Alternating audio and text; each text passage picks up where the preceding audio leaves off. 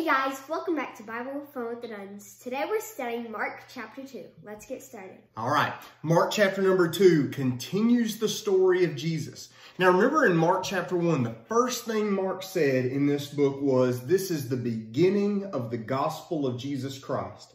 So everything Mark is going to do in this story is to tell us who Jesus is, which Jesus is the Son of God. So what Mark's going to try to do is tell us stories to let us know that Jesus is not just another person, he's God.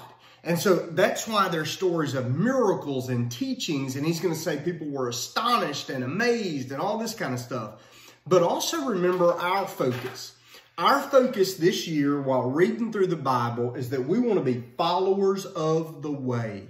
Before we were called Christians, people called us followers of the way. So we want to think the way Jesus did. We want to act the way Jesus did. We want to talk the way Jesus did. We want to behave the way Jesus did. And we want to see what Jesus did and then make our behavior act like that. Now, let me give you a few things I like in this. I like how the story in Mark chapter 2 starts with a man who's hurting. And listen, we shouldn't be surprised that there's stories like this in the Bible, because this story isn't an attempt to hide the fact that the world is full of broken people and broken things and broken and lost things. The Bible addresses those things head on, but what it's saying is it's okay because now Jesus has come and he fixes the broken.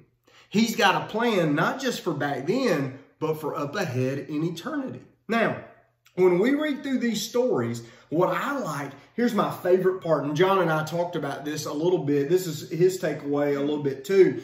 When Jesus meets this paralyzed man and he comes in, and I like the fact that these friends brought their friend to Jesus. I like the fact that those who bring their hurting friends to Jesus will not be disappointed. And if you're hearing gunshots in the back, that's fireworks still from the new year. I like that we won't be disappointed when we bring broken people to Jesus, because that's what he's here for. I also like that he called him son. He didn't call him patient. He didn't call him paralyzed. He called him son.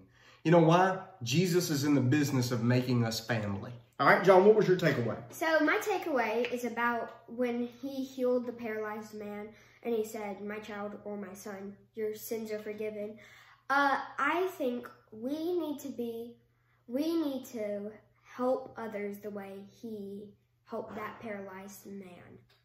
That's good. That's good. Now, you also liked when you saw that about the other people were saying when Jesus said, your sins are forgiven, they were all mad and stuff. They were like, only God can say. What was your thoughts about that? So I think we can help people understand more and lead them to Christ. That's true. Now, what we talked about a little earlier was the fact that Jesus knew what these guys were thinking. So Jesus proves himself. Remember, this is the gospel. Jesus is God. He proves that he's God because he can read their thoughts. He can heal the sick and the broken, and he can also save from sin. That proves who he is right there.